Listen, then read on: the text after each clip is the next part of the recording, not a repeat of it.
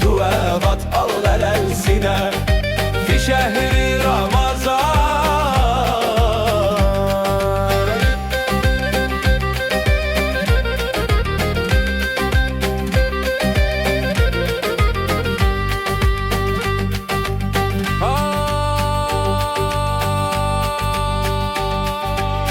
Hoş gelmişsen Ramazan, rahmet dolu bir aysan.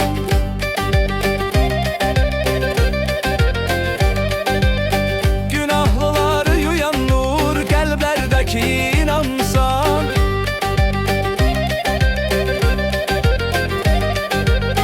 Geceler nurla dolar, secdeler uzun olar, ümidler çiçek açar.